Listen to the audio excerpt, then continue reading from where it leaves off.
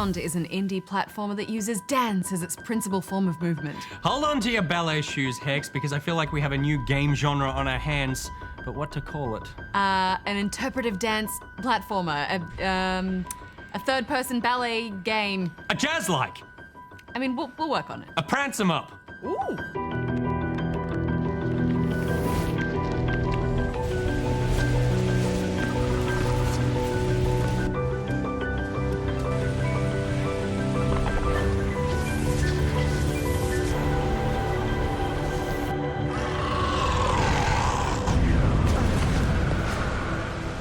Conceptually, I was blown away from the moment I took my first dainty steps in this strange, fractured world. It takes place in two realms, a real world and then a dreamlike dance world that seems to have sprung to life from the central character's drawings. And in the dance world, you take on the role of the princess, who is sent on a quest by her mother to stop a monster that is destroying the kingdom. And the design really is incredible, as is the dance. The world itself seems almost to be built from shards of glass or folds of paper. The characters are strange and faceless, colourful beings.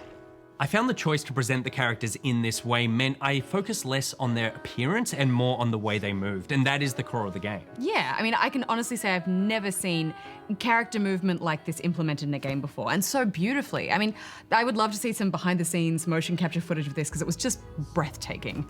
The princess doesn't make a single gesture or take one step that isn't fluid and lyrical, acrobatic even. Yeah, there's a real Cirque du Soleil vibe to this, isn't it? The colours, the tumbling, the crazy headgear. Yeah, absolutely. And you know, part of what makes games so great is that they allow us to do things that we can't normally do in real life. And giving you a sense of movement and freedom beyond your capability is one of the best ones. Think free running in Assassin's Creed. I mean, this really plays into that. She lightly skips and dances, but you'll find yourself adding to the movement and embellishing as she travels just for the heck of it. Bound is a platformer, but it's definitely one we'd classify in the art genre because there's not a lot of depth or range in the way you traverse the environment. Yeah, I mean, it's short, there's no penalty for death, you just kind of reset. It's more about allowing you to experience the game's central theme through movement. Yeah, and occasionally you do come up against the monster or aspects of the environment that are harmful to you. And in these moments you can hold R2 for the princess to go into her dance, a kind of pre-programmed routine that just plays out on its own until you let go of R2. Protective ribbons appear around her and she becomes essentially invincible while she's dancing. Yeah, and you know, people do talk about art and creativity being a kind of safe haven or coping mechanism, something to turn to when dealing with troubling situations, and the fact that dancing makes the princess invincible is a powerful notion. Unfortunately, this game was one of those real missed opportunity encounters for me. I mean, there's just so much about the concept and design that was so great. I mean, the whole idea behind the movement and the way the world kind of bends and shapes itself around her. I mean, it's incredible. There are just some frustrating faults in the execution that really brought this down. Yeah, the platforming sucks. It's so bad. It's rough and inaccurate. There are times when you'll just completely fall through the floor. And you'll fight with the controls a lot to get her to transition from one piece of the environment to another.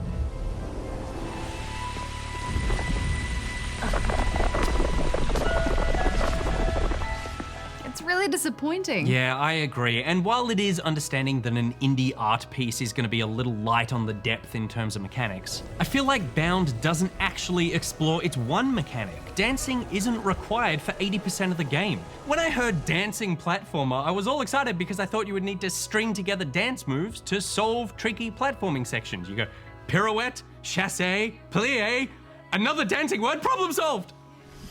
Yeah, there was one moment where you had to leap across platforms that were invisible. I mean, that was kind of interesting. It just feels like this was the beginnings of something really exciting. But each level more or less plays out the same way, moving through the same kinds of environment, dancing and skipping, and then this big slide thing at the end. I think there are games that get away with having less action, but that's because they have a really heavy focus on narrative or storytelling, and you just feel like you're moving through a visual novel or something, and that's fine because you're gripped by the plot. But here, the story is way more interpretive, so it's definitely a platformer. Yeah, and to make the decision to have platforming as your key mechanic, you really need to have that platforming be interesting and challenging. Otherwise, why include it at all?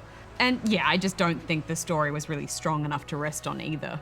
And it does feel like one of these games that we're seeing a lot on PS4, this much more interpretive, arty, smaller kind of game. How do you think it fits in that genre? I just don't, it doesn't have the polish of some of the other games we've seen, so I don't think it quite stacks up.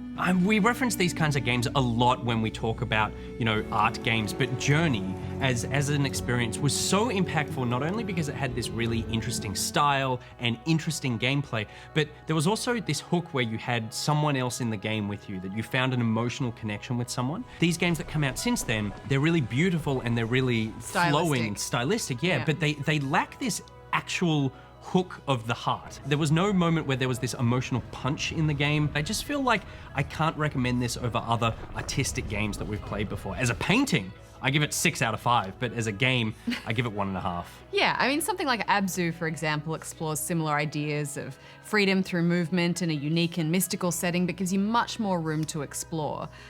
From a design standpoint, there are some really great ideas here, but I think there just maybe isn't enough experience behind the game to flesh those ideas out. I'm giving it 2.